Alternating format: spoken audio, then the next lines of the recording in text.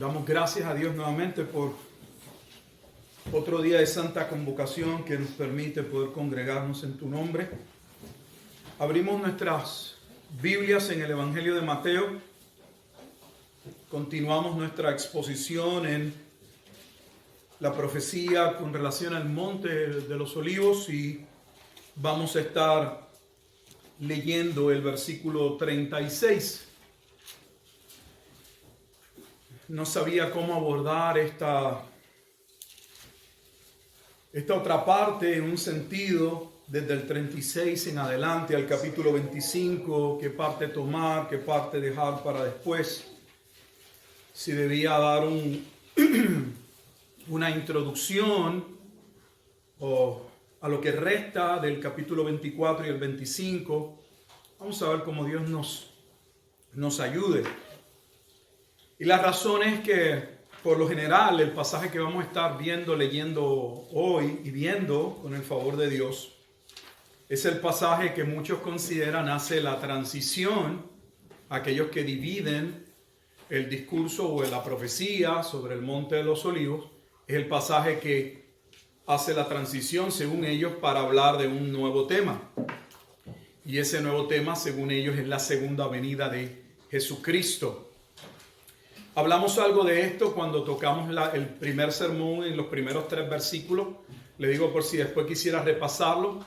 Cuando tomamos Mateo 24, versículos 1 al 3, cuando explicamos las preguntas que le hacen los discípulos a Jesús, especialmente en el versículo 3, dijimos que sobre el entendimiento o la interpretación que se le da a las preguntas es entonces como algunos determinan qué porción o qué parte de la profecía narra, en el caso en que se divida, el juicio contra Jerusalén, y que otra porción habla de la segunda venida. Pero sabemos que hay otras personas que hemos hablado que ven que no hay división. Y algunos piensan que no hay división y que esa división no es necesaria, y el tema, según ellos, es la segunda venida de Jesucristo. Nosotros proponemos que no hay división, pero el tema no es la segunda venida de Jesucristo. El tema es la venida del Hijo del Hombre en las nubes, y esa venida no es la segunda venida, es el juicio sobre Jerusalén. Así que estamos sobre una profecía, la profecía más extensa nuevamente, y lamentablemente hay un sinnúmero de interpretaciones con relación a esta porción de la Escritura. Y desde luego, cada uno la aborda diciendo que entiende bien y que está interpretando bien las Escrituras. La única manera que tenemos, por eso en los estudios de Apocalipsis, lo repito una y otra vez, de poder precisar y saber que estamos en una interpretación correcta, es que esa interpretación sea objetiva. Para que una interpretación sea objetiva, implica que no somos nosotros, significa que no somos nosotros los que le vamos a colocar el significado o a darle la interpretación que a nosotros nos parece. Tiene que haber una forma, tiene que haber una manera objetiva. Objetiva significa que todos nosotros, si conocemos y podemos ir a los pasajes, podamos sobre la base, sobre el entendimiento de esa referencia, de esas alusiones, poder entonces interpretar la profecía. Es lo que venimos haciendo con el libro de Apocalipsis y es lo que estamos haciendo en esta profecía en el capítulo 24. Así que por hoy tal vez solo nos quedemos en un solo versículo, el versículo 36. Pero es un versículo que tal vez merece que le dediquemos el tiempo necesario para entender cuáles son las interpretaciones que se han hecho sobre el mismo y cuál es la interpretación o la manera correcta de interpretar este pasaje siendo objetivos. En otras palabras, permitiendo que la Escritura interprete la Escritura.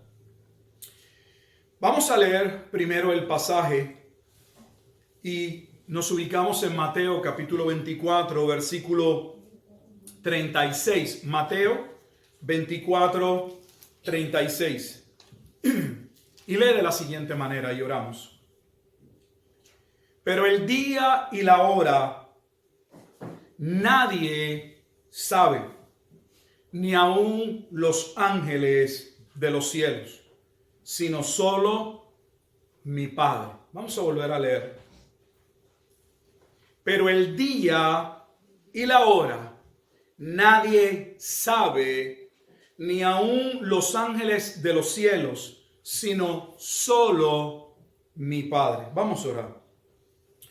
Bendito Dios y Padre eterno, te alabamos y te damos gracias una vez más en esta tarde por el privilegio que nos concedes de podernos reunir en tu nombre.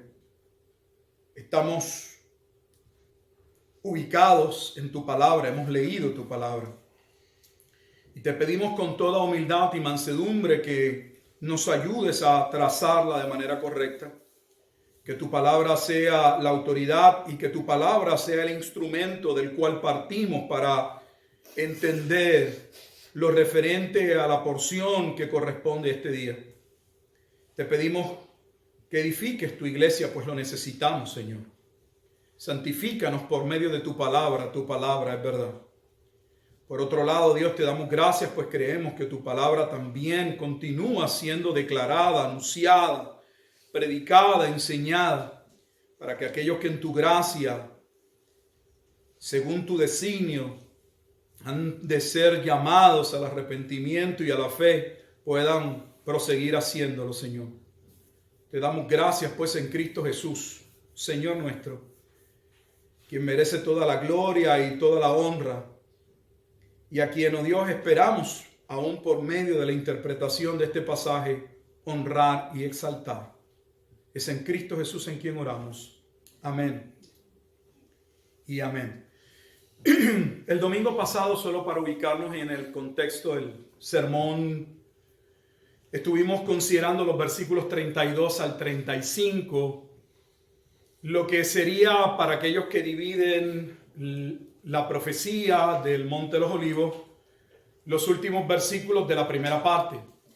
Entiéndase que hay una gran cantidad de personas que dividen el discurso, la profecía sobre el Monte de los Olivos, y lo dividen, hay sus diferencias, pero por lo general del Mateo 24:1 al versículo 35, esa sería la primera parte, del 1 al 35, Mateo 24, 1 al 35, y luego del versículo 36, Mateo 24, 36, y lo que resta de ese capítulo y lo que continúa en el capítulo 25, siendo el pasaje que vamos a estar considerando en esta mañana, el versículo 36, el pasaje según algunos le llaman de transición. En otras palabras, el versículo o el texto que cambia y nos ubica en un nuevo tema, y ese nuevo tema, según algunos, es la segunda venida de Jesucristo. Vimos la vez pasada en los versículos 32 al 33 la parte de entender la higuera, el verano, que era el verano, el momento en que se acercaría el juicio, y ya Jesús había dado las señales que se debían esperar o los dolores de partos que anunciarían aquel día.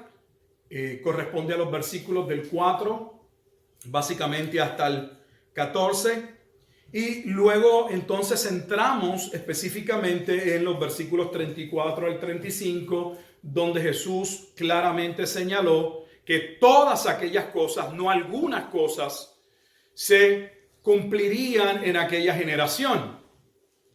Tomamos esto para lo que vamos a estar hablando hoy, porque esa misma enseñanza que Jesús da en el versículo 34 y 35 nos ayudan a entender por qué la profecía no puede ser dividida.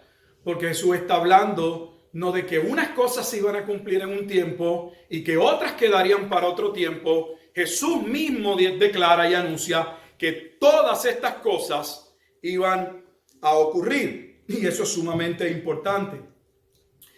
La razón de la especulación de por qué se divide este discurso profético, nuevamente, si usted gusta, posteriormente vea lo que hablamos en Mateo 24, el 1 al 3, fue un sermón sobre esos 3 versículos.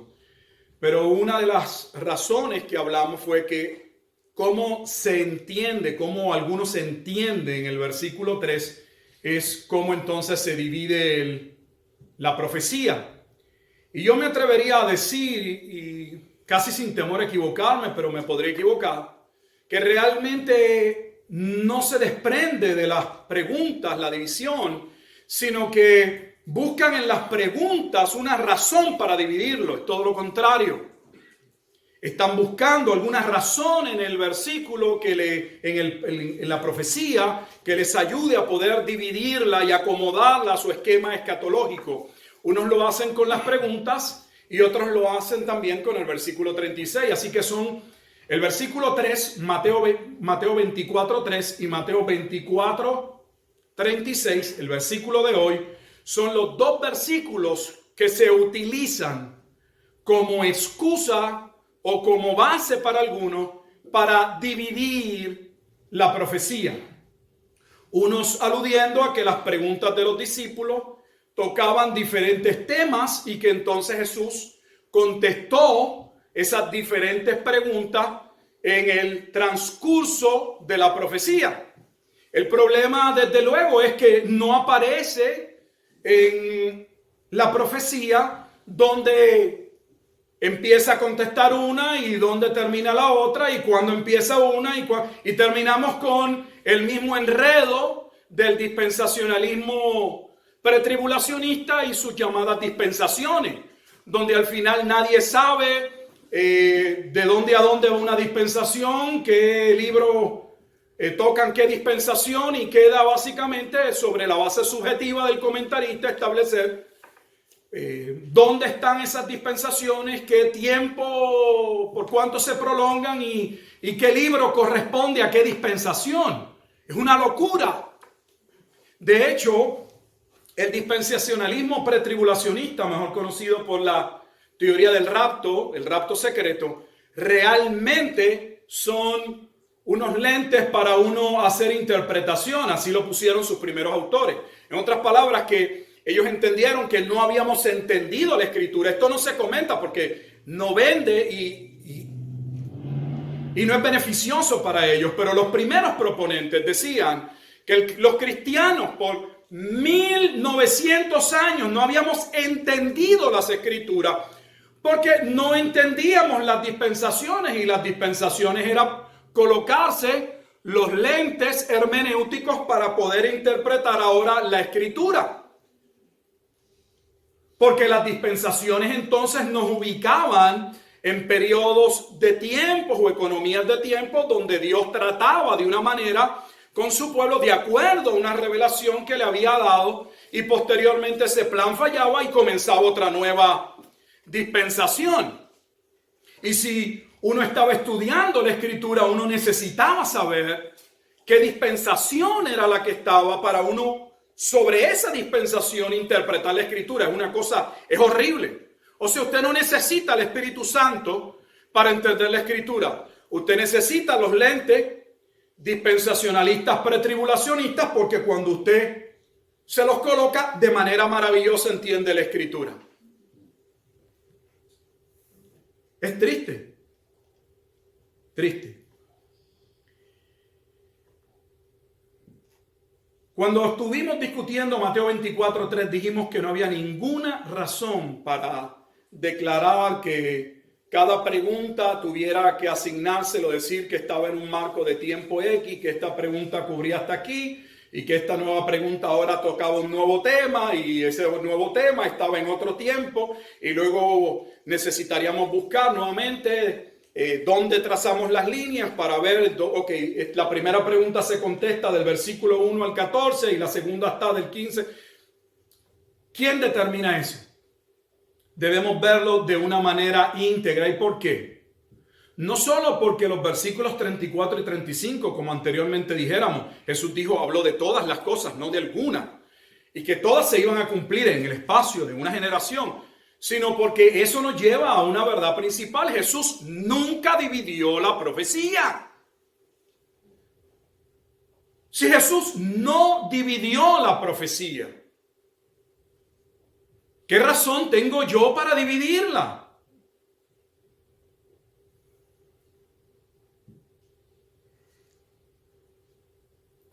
Más aún creo que igual o más importante es por qué no podemos dividirla.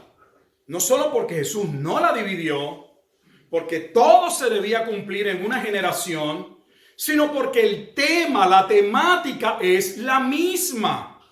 Y lo vimos. Solo abra su Biblia y quiero brevemente mostrárselo. Ya hicimos este ejercicio, pero vamos a hacerlo nuevamente, es rápido. Si uno abre su Biblia en Mateo 24, versículo 15, vimos que lo primero que Jesús nos dijo fue que debíamos entender esta profecía a la luz de lo narrado en Daniel con relación a la abominación desoladora. En otras palabras, que la base o parte de la base para entender esta profecía era entender primero el libro de Daniel con relación a lo que iba a pasar en los días del Cuarto Imperio Romano y la abominación desoladora de aquel cuerno pequeño que le haría la guerra a los santos.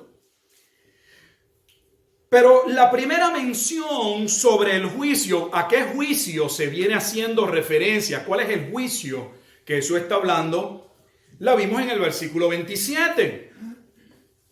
Y vimos que en el versículo 27 dice, porque como el relámpago que sale del oriente y se muestra hasta el occidente, así será también la venida del Hijo del Hombre. Así que el tema es la venida del Hijo del Hombre. Vamos al versículo 30, entonces aparecerá la señal del Hijo del Hombre en el cielo. El tema sigue siendo la venida del Hijo del Hombre en el cielo. Ese mismo versículo al final dice, verán al Hijo del Hombre viniendo sobre la nube del cielo. ¿Sigue conmigo? Ahora, el próximo versículo que continúa hablando de la venida del Hijo del Hombre es el 37. Ahora observe, si hasta el versículo 35 es la primera parte y el versículo 36, que vamos a discutir, no hemos entrado en el versículo, si el versículo 36 es la transición, según algunos, hacia el nuevo tema de la segunda venida de Jesucristo, tenemos un problema. Porque inmediatamente salimos del versículo de transición, el versículo siguiente, el 37, ¿de qué está hablando? Del mismo tema. ¿Cuál es el tema? Versículo 37. Mas como en los días de Noé, así será la venida del Hijo del Hombre. Vamos al versículo 44.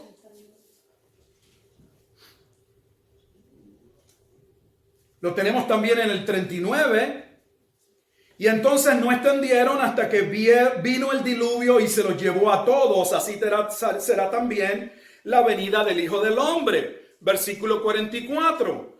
Por tanto, también vosotros estad preparados porque el Hijo del Hombre vendrá a la hora que no pensáis. O sea, que luego de la aparente transición o división sigue hablando del mismo tema. No solamente en Mateo 24, sino que cuando continuamos al capítulo 25, nos encontramos con que continúa el tema en el versículo 13 y en el versículo 21. Mateo 25, 31, cuando el Hijo del Hombre venga en su gloria y todos los santos ángeles con él, sigue hablando del mismo tema.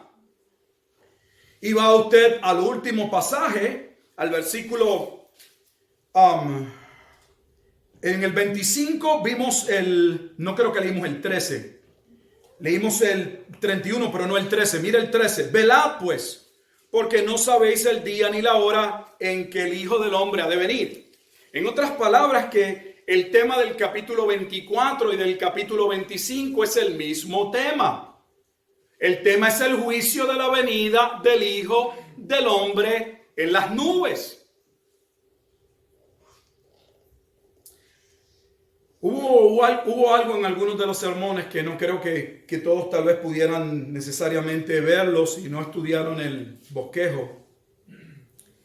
Y es una parte un poco más técnica, pero es importante y necesaria entenderla. Y es que, si recordarán, hablamos que la palabra parusía se usa como sinónimo de la segunda venida de Jesucristo. Y cada vez que aparece la palabra parusía, algunos entienden que se está hablando de la segunda venida de Jesucristo.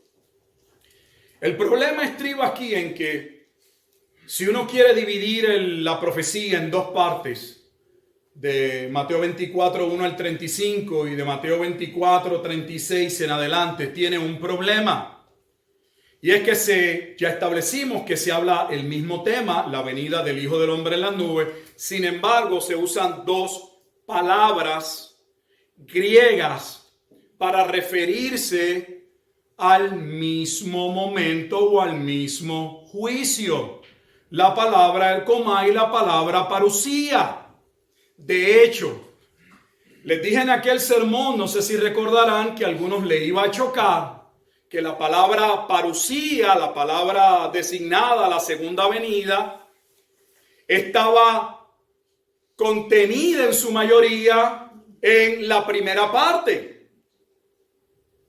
Lo que tendría un problema, porque si cuando se habla de parusía, inmediatamente la asociamos con la segunda venida, y yo está dividido la primera parte, y ha dicho que la primera parte no es la segunda venida porque es el juicio sobre Jerusalén. Tienes un problema. Tiene usted un problema porque ha hecho una división donde se ha establecido que esa primera parte o ese juicio es el juicio contra Jerusalén. Y uno esperaría entonces que si es el juicio contra Jerusalén, se utilizara la palabra ercomai, pero no es la palabra que se utiliza. Entonces tenemos un problema. Quien divide tiene un problema. De hecho, han sido algunas de las inconsistencias aún de algunos eruditos en el tema que han dividido capítulos. Por ejemplo, les han hecho preguntas sobre ¿qué piensa usted de Primera Tesalonicenses 4 tal o de Tesalonicenses capítulo 2 tal? Y ellos han dividido o han establecido si corresponde al juicio de Jerusalén o si corresponde a la segunda venida sobre la base de qué término griego se utiliza. Es un horror hacer eso, porque estamos viendo que se usan las dos palabras, se intercambian para un mismo propósito. La única manera real que uno tiene de poder separar ambos eventos no solamente es por la delimitación del tiempo como la tenemos aquí. Claramente se habla de una generación y algo que iba a suceder en una generación. Sabemos que no fue la segunda venida de Jesucristo. Pero no solo por ello. Las razones, ¿cuáles son los eventos que acompañan a la segunda venida de Jesucristo? Hay unos eventos que acompañan ese momento. Esos eventos nos ayudan a entender si el pasaje está haciendo referencia al juicio de Jerusalén o al evento de su segunda venida al final. ¿Cuáles son esos eventos? La Escritura establece en el libro de Apocalipsis que uno de los eventos que va a ocurrir es que la resurrección general de todos los muertos. Todos los muertos serán resucitados. El juicio del gran trono blanco. Ese es un juicio final. El juicio de la venida del Hijo del Hombre era un juicio local, era un juicio sobre Jerusalén. No era el juicio del mundo. Era un juicio sobre la nación de Judá. De hecho, a veces no sé cuál es el problema en entender lo que estamos afirmando, porque la mayoría de los comentaristas y la mayoría de los pastores han aceptado o han abrazado o abrazaron en el pasado la doctrina del rapto. ¿Y qué establece esa doctrina del rapto en su esquema escatológico? Que cuando llegue la última semana de Daniel, que para ellos no se ha cumplido, cuando llegue esa semana, que de ahí es que salen los 7 años de tribulación, no se desprenden del Nuevo Testamento, no existen 7 años de tribulación en el Nuevo Testamento, pero salen de que ellos afirman que no se ha cumplido la última semana de las 70 semanas de Daniel, ¿qué va a ocurrir en esa semana? Que el pueblo de Israel entrará, según ellos, en un pacto con el anticristo. Y que ese anticristo a la mitad de la semana, los 3 años y medio, se va a mostrar, se va a revelar. Y el pueblo de Israel será menguado. 2/3 partes morirán. Es un juicio contra Israel. Ellos saben de lo que estoy hablando. Ese juicio durante la semana, ninguno de ellos dice que es la segunda venida de Jesucristo. No, sino que al final de la semana, entonces se da el evento. Aunque acontecen en un tiempo relativamente cercano, 7 años separa a los 2 eventos, o para algunos 3 años y medio, son 2 eventos separados. Un evento de juicio sobre Jerusalén y la segunda venida de Jesucristo. Nosotros entendemos que esa venida en juicio sobre Jerusalén es la venida que Jesús estableció acontecería en una generación. Tenemos los mismos 2 juicios. La diferencia es dónde colocamos los eventos. Y obviamente, si Cristo viene antes del periodo milenial o después del periodo milenial, entraremos posteriormente en alguno de esos temas. El punto es que no podemos dividir el discurso. De hecho, dividirlo oscurece la interpretación del mismo. La oscurece. Para empezar, porque no sabemos dónde empieza un tema y dónde termina el otro. Y ¿cómo los discípulos sabrían cuál era el templo que debía ser destruido y que traería el anticristo? Porque si este primer templo es destruido en la primera parte, entonces en la segunda parte no habría templo. No se habla de templo. Jesús no anunció un segundo templo en la segunda parte, según algunos. ¿Se le habrá quedado a Jesús que había que colocar otro templo que también sería destruido? Porque si reconocemos que el templo de Jerusalén fue destruido en el año 70, pero a la vez reconocemos que ese no era el juicio y que va a haber otro juicio donde el templo está envuelto, entonces se le olvidó a Jesús colocar el templo en la segunda parte y aclararle a sus discípulos. Pedro, un momento, Juan, entiendan que el primer templo se va a destruir en el 70, pero no se adelanten, no es el fin. Se va a volver a levantar otro templo. ¿Dónde está eso en el pasaje? No está. Es ajeno al pasaje. Todo lo que es ajeno al pasaje termina siendo un eisegesis, no un exégesis. No es lo que se desprende de una interpretación correcta del texto, sino que usted le está imponiendo al pasaje una información, unas ideas, una escena de la película que no aparece. Y eso no se hace, eso no está bien.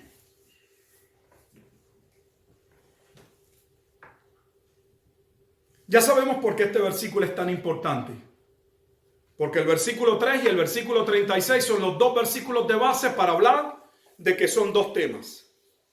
¿Cómo podemos entender este pasaje que nos corresponde al día de hoy? Algunos comentaristas sostienen sobre Mateo 24:36, como hemos dicho, que hay una transición y ya hemos mostrado por qué no hay ninguna transición. Otros, al examinarlo, y especialmente a la luz de Marcos, le invito a ir a Marcos, lo usan para justificar que Jesús se pudo haber equivocado. Recordarán que citamos al menos a Bertrand Russell y que aún un cristiano aparentemente llamado como C.S. Lewis entendía que Jesús sí se había equivocado.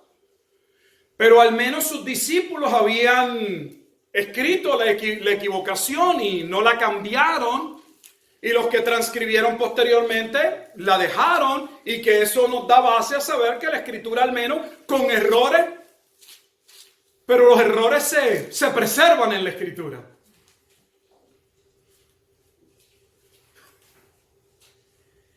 Vamos a Marcos capítulo 13, y la razón que vamos a Marcos capítulo 13 es porque algunos utilizan este pasaje, pues lo entienden que Jesús realmente le estaba confesando a sus discípulos que él no sabía, que él no tenía conocimiento del día y de la hora. Y así se interpreta, mucho esa es su interpretación. Que Mateo 24:36 en un sentido es una confesión de Jesús de que les he declarado todas estas cosas, pero hay algunas cosas que yo no sé y no sé el día ni la hora. Vamos a ver si esa es la interpretación, si esa es la forma de ver este pasaje. Pero aquellos que lo interpretan como que sí, como que Jesús está confesándole a sus discípulos que él desconoce eso, se amparan no solo en Mateo 24:36, sino en el pasaje paralelo o el pasaje en la visión sinóptica en el capítulo 13, versículo 32, el cual lee: pero de aquel día y de la hora nadie sabe, ni aun los ángeles que están en el cielo, ni el Hijo.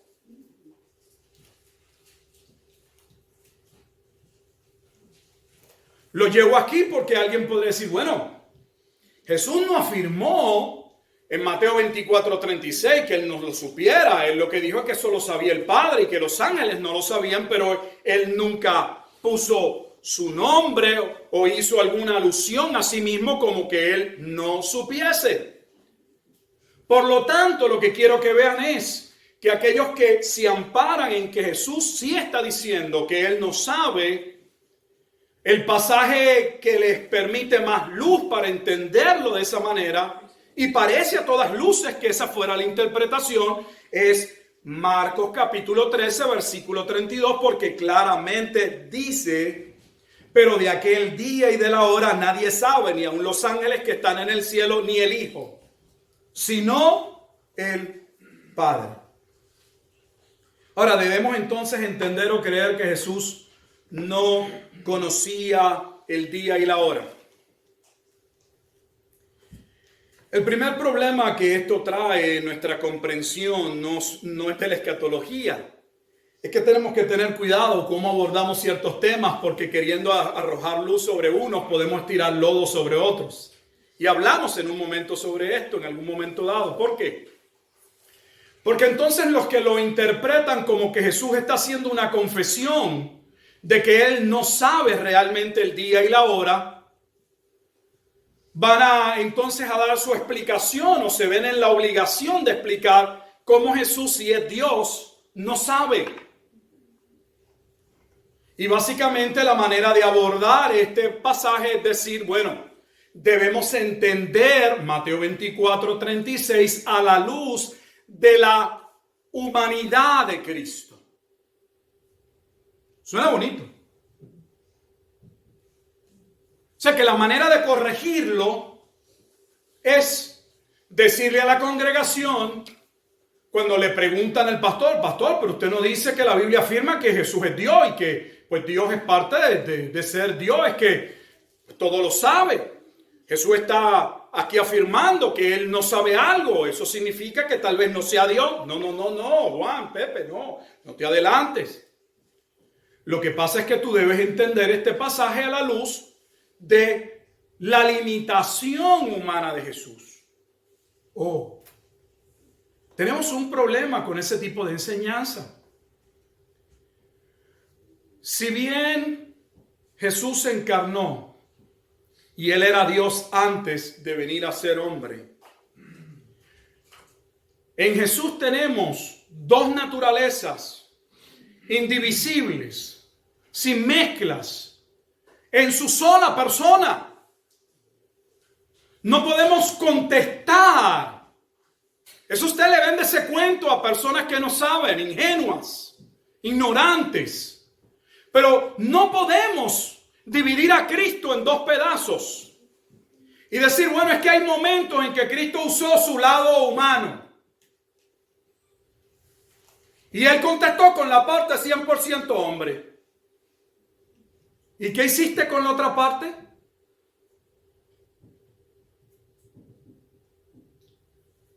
La cristología reconoce en la encarnación de Cristo su doble naturaleza, 100% hombre, 100% Dios. Pero no divisible y sin mezcla. Él es uno en su persona. Por lo tanto, nuevamente venir con el cuento o la explicación de que debemos verlo desde el punto de vista humano no satisface. De hecho, no es que no satisfaga, es incorrecta.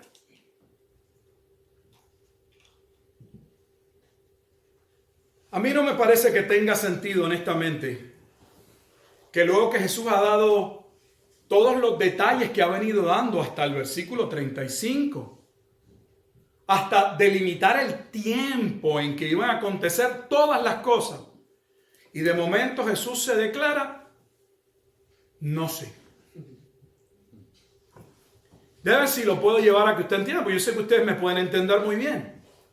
Yo no puedo separar el versículo 36. Yo no puedo aislar el pasaje del contexto que lo precede, pues eso es un error hermenéutico. Los versículos que anteceden al versículo 36, me refiero a 34 y 35, Jesús ha dicho claramente que todo iba a acontecer en una generación. Claramente, una generación no está delimitando, no está precisando el día exacto y la hora exacta. Va a ser el 1 de enero a las 9 de la mañana, claro está, eso lo entendemos. Pero Jesús sí está diciendo cuándo va a pasar el juicio. De hecho, los discípulos, llegado el momento, claramente Jesús dijo que conocerían cuál era el momento. Porque si no, ¿cómo escaparían? Use su sentido común. ¿Cómo escaparían sus discípulos si ellos nunca sabrían cuándo iba a ocurrir el juicio? ¿Cómo escaparían?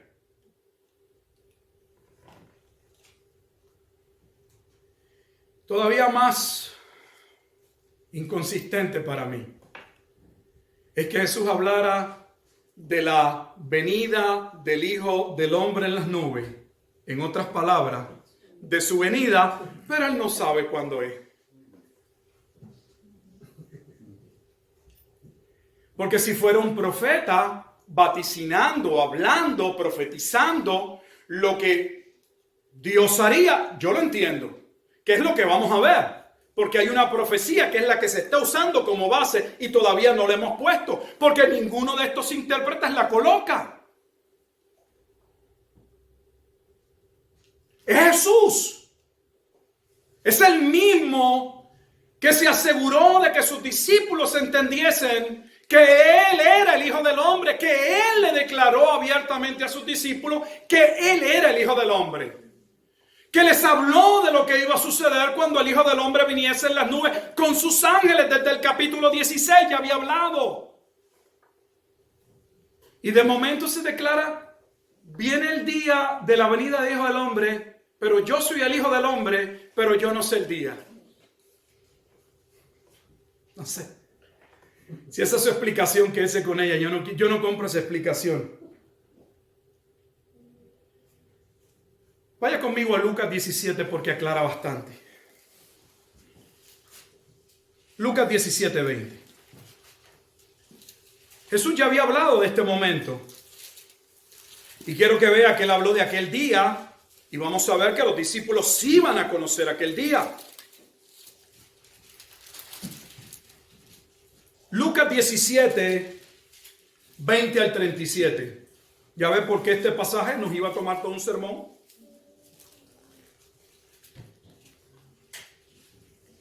Lucas 17, 20 dice lo siguiente. Muy importante, preste atención. Preguntado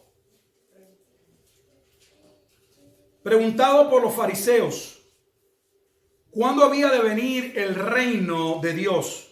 Le respondió y dijo: el reino de Dios no vendrá con advertencia, ni dirán helo aquí o helo allí, como he aquí el reino de Dios está entre vosotros. No me voy a quedar ahí, pero me parece que el tipo de reino que algunos esperan es ficticio. Porque están esperando el reino en un lugar específico y Jesús ya habló de que ustedes están esperando el reino, ya el reino está entre vosotros. No me quiero desviar, pero para que usted vea que uno leyendo la Escritura, solo con leer la Escritura, muchos de nuestros conceptos comenzarían a temblar. Comenzaríamos a cuestionarnos lo que hemos escuchado. Pero como no leemos la Escritura, entonces cualquiera nos vende un cuento y si une un pasaje con el otro, hacen un camisón y nos los ponemos. Versículo 22. Y dijo a sus discípulos: tiempo vendrá cuando desearéis ver uno de los días del Hijo del Hombre y lo veréis. Y no lo veréis. Debo decir, gracias. Y os dirán: helo aquí o helo allí. No vayáis ni lo sigáis. Vaya viendo que lo que ahora estamos leyendo es parte de lo que contiene Mateo 24. Porque como el relámpago que al fulgurar resplandece desde un extremo del cielo hasta el otro, así también será el Hijo del Hombre en su día. El tema es el Hijo del Hombre, observe. Pero primero es necesario que padezca mucho y sea desechado por esta generación. Como fue en los días de Noé, así también será en los días del Hijo del Hombre. Lo mismo que estamos viendo en el versículo 37, si fuéramos a Mateo 24, 37. Comían y bebían, versículo 27, se casaban y se daban en casamiento hasta el día en que entró Noé en el arca y vino el diluvio y los destruyó a todos. Asimismo, como sucedió en los días de Lot, comían, bebían, compraban, vendían, plantaban, edificaban. Mas el día en que Lot salió de Sodoma, llovió del cielo fuego y azufre y los destruyó a todos. Así será el día en que el Hijo del Hombre se manifieste. Y mire lo que va a decir el versículo 31. En aquel día, el día que aparentemente si interpretáramos el pasaje, nadie sabría en aquel día, porque está hablando del juicio, de la venida del día del hombre. En aquel día, el que esté en la azotea,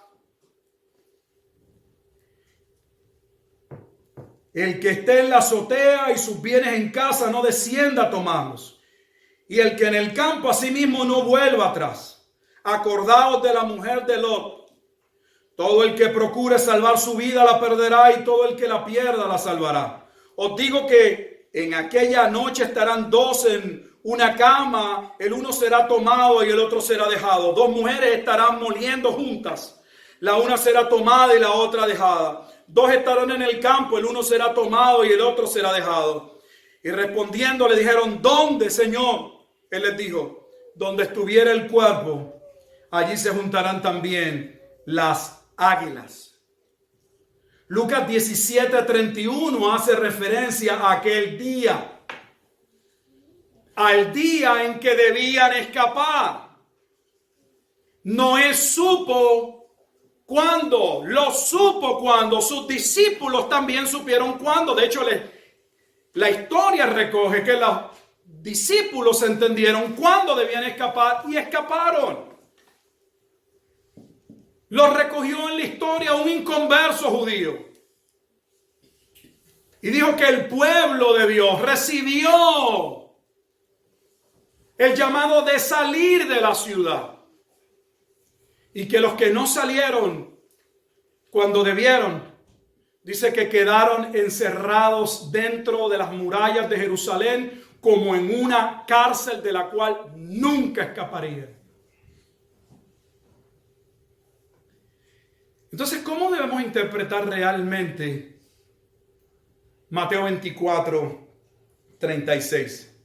Mire, para entender Mateo 24, 36, yo le he contado toda esta historia para que vea las diferentes opiniones y a lo que usted se va a enfrentar y posiblemente a lo que usted ha creído, le dijeron. Pero ahora vamos a la parte sustanciosa. ¿Cómo realmente interpreto el pasaje? ¿Cómo abordo el pasaje? Lo veo por mi sistema emocional, ¿cómo deduzco cómo entenderlo? No. Necesitamos ver a qué Jesús está haciendo referencia. Jesús está haciendo referencia a una profecía.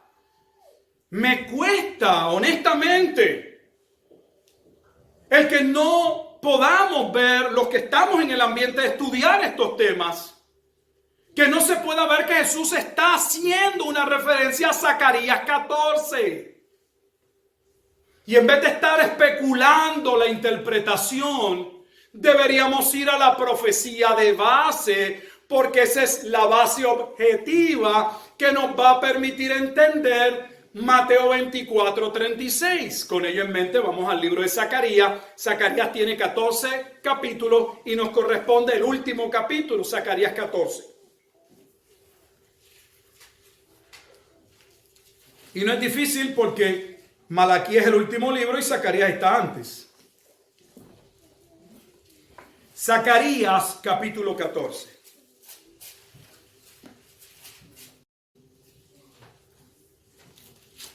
Voy a leer la parte a la que Jesús está haciendo referencia y va a ver qué sencillo es entender lo que Jesús está diciéndole a sus discípulos cuando no especulamos y permitimos que la Escritura interprete la Escritura. Si usted mira la perícopa, hicimos un ejercicio como este hace un tiempo cuando discutimos el libro de Zacarías.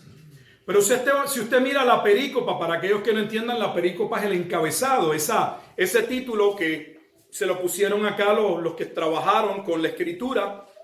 Mi Biblia dice, cuando va a iniciar el capítulo 14, dice Jerusalén y las naciones. Voy a leerlo, el versículo clave es el 7, pero al menos voy a leer hasta el versículo del 1 al 7 para que podamos ver el contexto, porque el contexto es importante. No voy a leer todo el capítulo, pero al menos del 1 al 7. El 7 es el versículo de base. He aquí, el día de Jehová viene. Observe, viene el día de Jehová y vamos a ver cuál es ese día de Jehová. Y en medio de ti serán repartidos tus despojos. Dios le habla a su pueblo. Zacarías es uno de los profetas que Dios utilizó para hablarle al pueblo salido de los 70 años de Babilonia, que habían salido a la reconstrucción del templo y de la ciudad, que habían, por situaciones X, se habían paralizado los trabajos. Y ellos lo habían tomado de vacaciones y seguían trabajando, pero en sus propias casas, como le muestra el otro profeta Ageo. Y cómo Dios usa a Zacarías para decirle al pueblo que él esperaba no levantar meramente un templo hecho de manos, que donde realmente él quería edificar y lo que él quería hacer era en sus propias vidas. Y aquí viene el día de Jehová. Mira el versículo 2. ¿Qué iba a pasar en aquel día? Porque yo reuniré a todas las naciones para combatir contra Jerusalén y la ciudad será tomada. Observe, vamos a ver el pasaje que Jesús está citando en Mateo 24, 36 en Zacarías, pero el contexto es el mismo. Zacarías profetiza el juicio que posteriormente vendría contra Judá.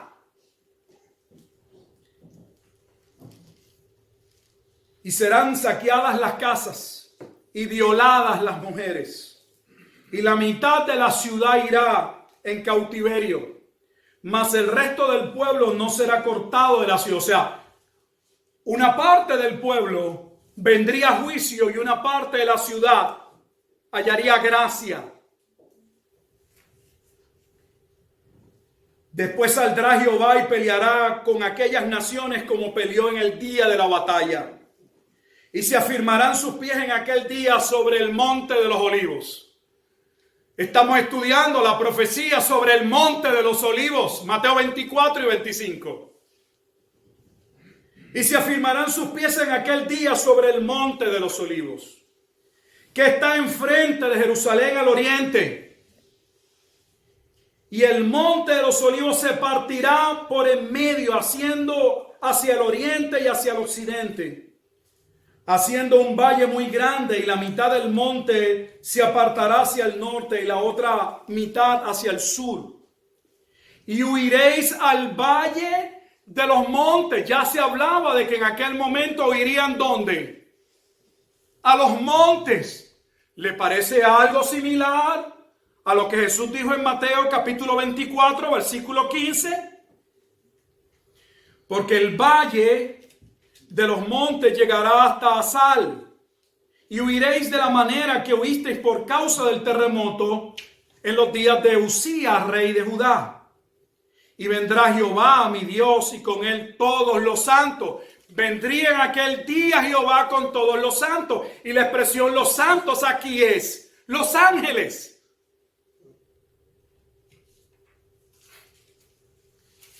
Lo mismo que estamos leyendo en Mateo 24.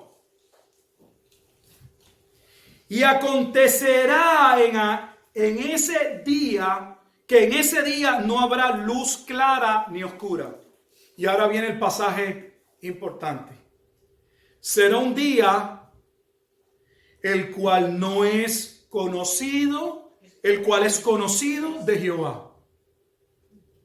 Que no será ni día ni noche, pero sucederá que al caer la tarde habrá luz. Será un día el cual es conocido. O sea que la profecía del juicio que vendría sobre Jerusalén será un día que nadie conocía, el día y la hora, sino ¿quién?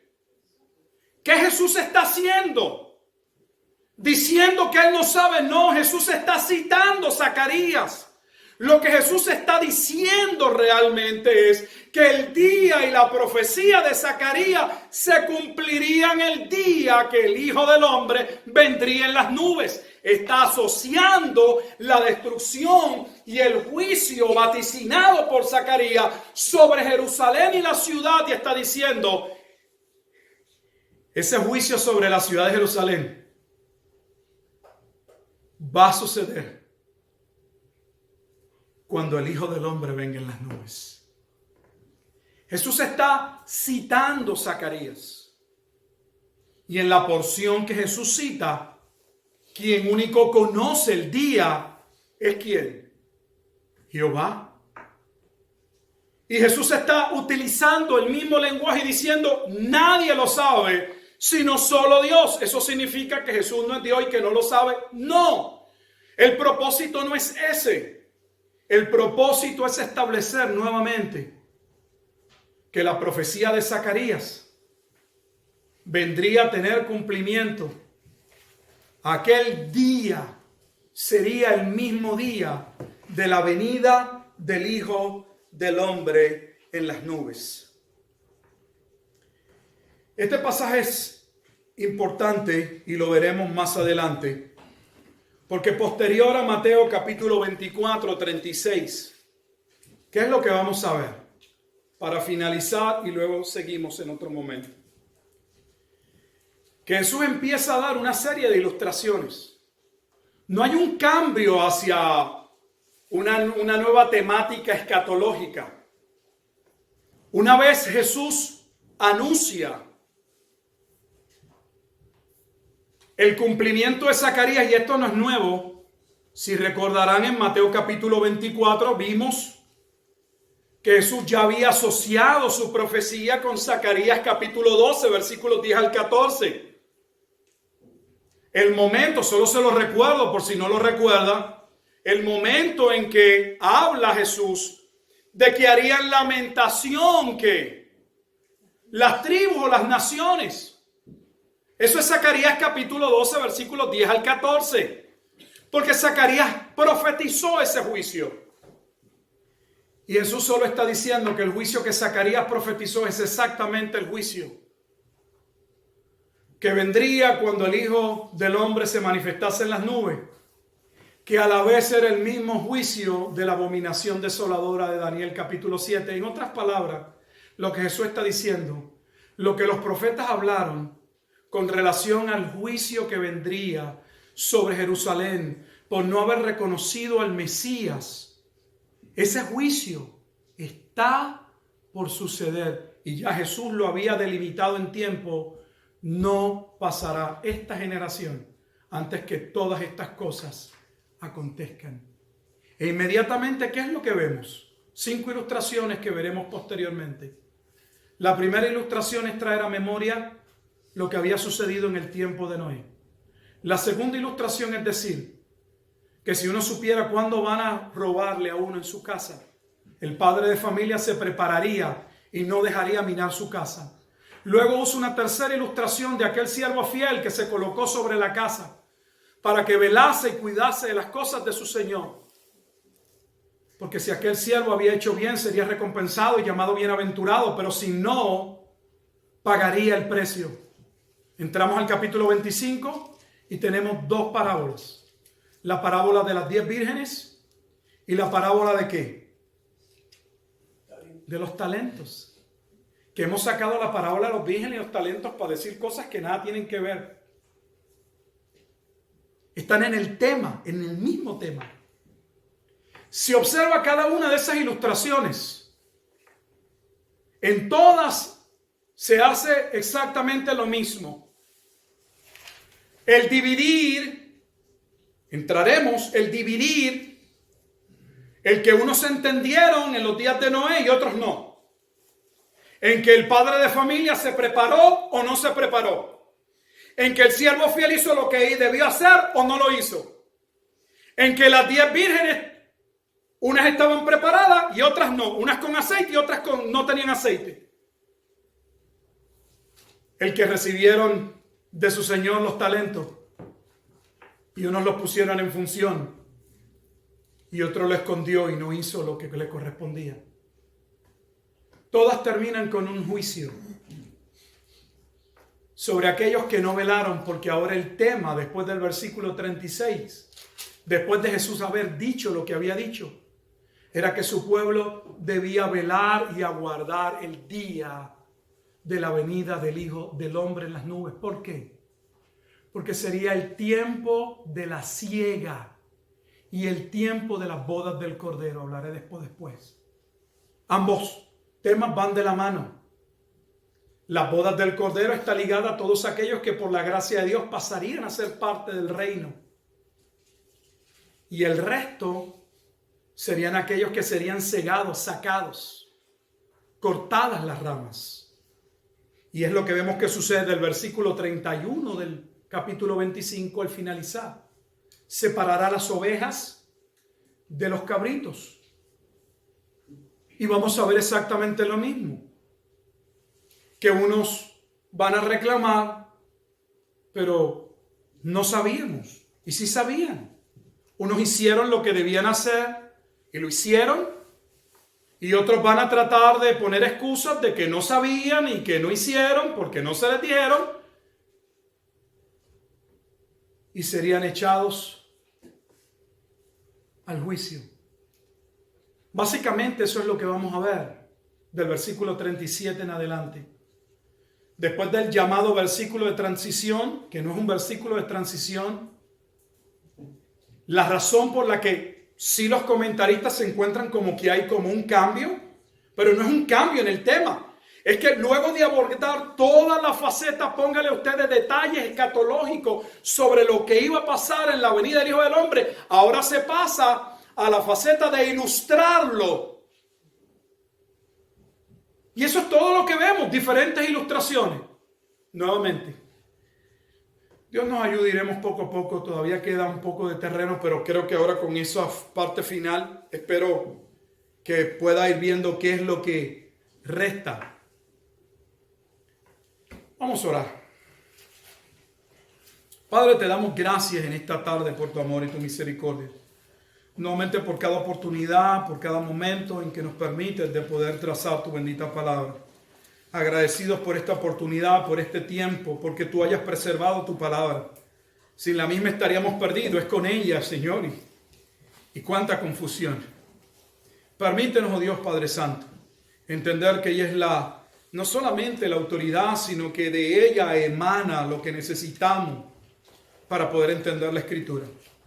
Que el mismo Espíritu Santo que inspiró a estos santos hombres para comunicar, oh Dios, tu voluntad, es el mismo Espíritu Santo que desea guiarnos a un entendimiento claro de las Escrituras, tomando las Escrituras como la base para un claro entendimiento. Bendice a tu pueblo en esta hora, Señor. Ayúdanos a mantenernos aferrados, Señor, a ti. Pues no creemos que tú te confundiste y que Mateo 24:36 es un pasaje donde tu hijo fue honesto y declaró que no sabía algo, y ahora entendiendo que él no sabía, podemos saber por qué él se equivocó, por qué no vino, como algunos afirman, sino todo lo contrario. Jesús no se equivocó. Dejó alusiones y referencias claras al Antiguo Testamento, que si nos tomáramos el tiempo de estudiarlas, podríamos ver el significado claro y contundente de lo que Jesús estaba hablando. Aléjanos, oh Dios, del error. Vivimos en un mundo de confusión, y lamentablemente un mundo de confusión no solo allá afuera en lo que llamamos el mundo y su pensamiento. Vivimos tiempos de confusión aún en el llamado cristianismo que hoy se vive o se pretende vivir. Un cristianismo alejado de tu palabra. Un cristianismo fraguado, un cristianismo mundanalizado. Un cristianismo reducido a colocar al hombre como a Dios y a disminuir a Dios al hombre. Ayúdanos, Señor, a tomar con seriedad tu palabra. Y a tomarla no como una fuente filosófica de pensamiento, sino, Dios, como una normativa para la vida, pues debemos obedecerte, somos llamados a obedecerte. Debería salirnos el obedecerte, porque tus pensamientos, Padre, porque tu palabra no es gravosa, porque no nos cohibes la libertad ni la limitas, todo lo contrario, nos proteges. Al decirnos de antemano dónde están los peligros, dónde erramos cuando tomamos en consideración otros pensamientos que no son tus pensamientos. Permítenos, Señor, entender que todo lo que necesitamos está en tu palabra. Está en Cristo, porque en Él habita corporalmente toda la plenitud de la deidad. Y nosotros estamos completos en Él. Te damos gracias, Señor, por Jesucristo. Que a Él sea la gloria, la honra y el imperio. Y que aquellos que en tu gracia han de continuar procediendo al arrepentimiento puedan hacerlo, entendiendo que Jesús no es hijo de hombre para mentir ni para equivocarse, sino que Dios es Rey de reyes y Señor de señores, y que llama a todo hombre al arrepentimiento de sus pecados, y entender que única y exclusivamente en Él hay salvación, porque no hay otro nombre bajo el cielo dado a los hombres en el cual podamos ser salvos. Te damos gracias, Cristo Jesús. Salva.